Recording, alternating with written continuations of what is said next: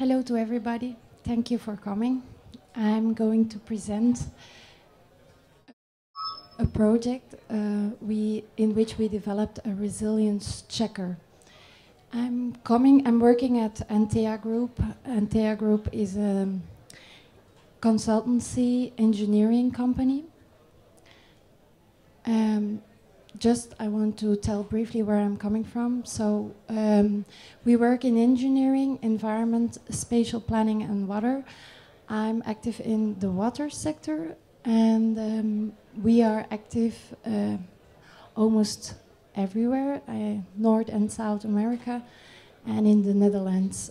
We also implement quite some projects in the northern part of Africa.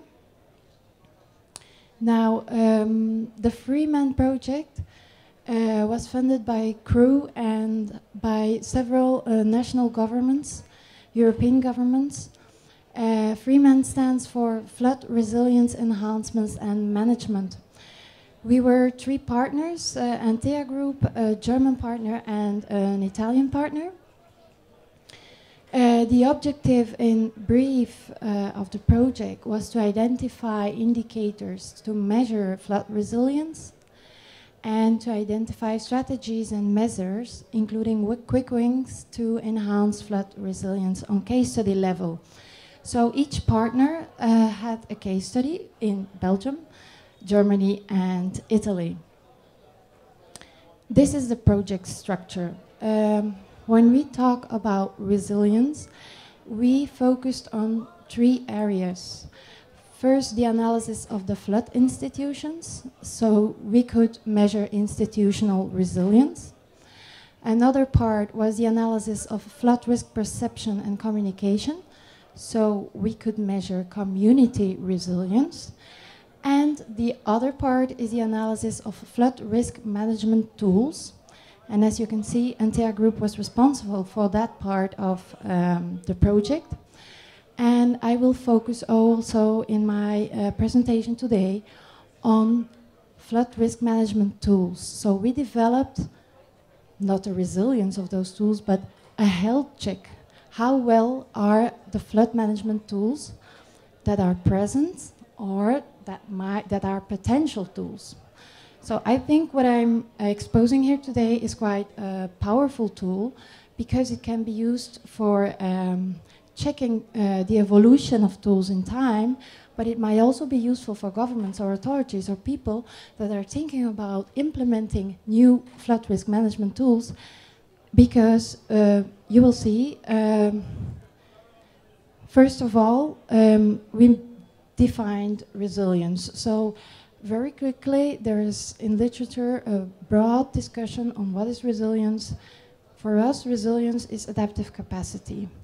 So once we defined resilience, we could also start measuring it. And the methodology or the strategy of the project is exposed here. So the concept of resilience we defined.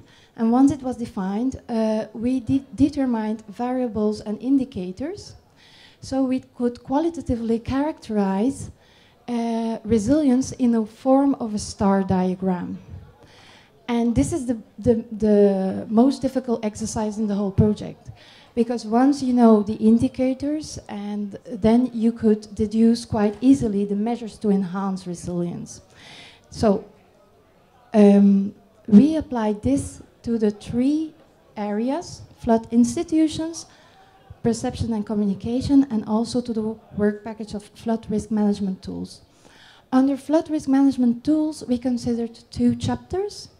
The first chapter was flood management plans, and the second was early warning. Why those 2? Because we have 20 years of experience in developing early warning systems. We developed the early warning system in the northern part of Belgium, and we also did that abroad. So we have a lot of expertise, knowledge in the company. So, for example, for early warning, we defined all the indicators that make up the quality of an early warning, and each indicator is composed by several variables. These variables were questioned to different target groups. So it is a tool where we have a questionnaire which we address to the correct target group. We also gathered information why somebody answers a certain question. So in the end here, the flood management plans, there is one indicator, which is public awareness and participation. So this is an indicator. The variables that we attached to this indicator is, are people aware of the risk that they are living in a flood-prone area? Do people support flood risk management measures even if this imply sacrifices? Is the information on flood prevention and protection plans easy accessible? Is it transparent? Are people involved in decision making on taking on flood risk management? Is public engagement and support to flood risk management promoted by many channels, by education, by media? And are local communities, their networks and the institutions prepared for flooding? So this we implemented in Belgium and in Germany and in Italy. Now I will present here the results of Belgium, and we score quite low on this. So the public participation is not that well. But this is the star diagram for flood management plans. So here you see all the indicators that for us make up the ideal flood management plan. And so I just exposed participation on the right. Oh, sorry. Here, you see we have quite a very low score in Belgium. Now, the second was the early warning systems. One indicator that we measured was technology. So what were the variables that we connected to technology? Is a system state-of-the-art? How often is a system unable to send out warnings? Are standard ICT practices implemented? Has the model also been tested for extreme or very rare events? Is the whole chain of the system tested regularly? And do you have enough resources for heavy calculations? And you see we score very good in Belgium for technology. So these are all the indicators that help you to check the quality of an early warning system. As you just a remark, you see in Belgium we have we are very good in technology, but we still have some work to do in the field of communication.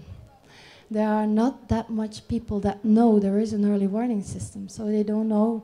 They might go on the internet and they might be warned when their backyard garden might be flooded.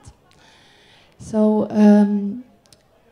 in conclusion, I think this tool is very powerful because it's generic. As I already told you, we also have experience in Africa and in South America in early warning systems. So it might be useful for those who want to check the health of an existing system, or for those people that say, we are looking for an early warning system. What are all the factors at which we should think of?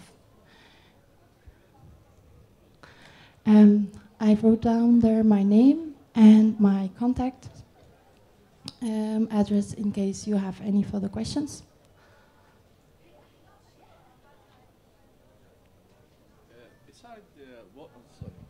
Beside the warning of the population who might be probably affected by the floods or dams who could be cracked or other effect, what about the training and education, and also how could we advocate the people in risk? Thank you.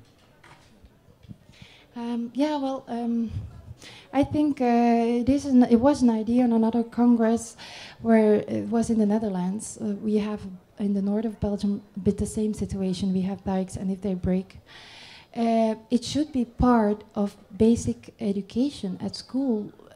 We think that young people should know what to do, because nowadays I think the parents would run to all the schools, and we would create a very disorder. Yeah, so I think it should be more implemented in basic education.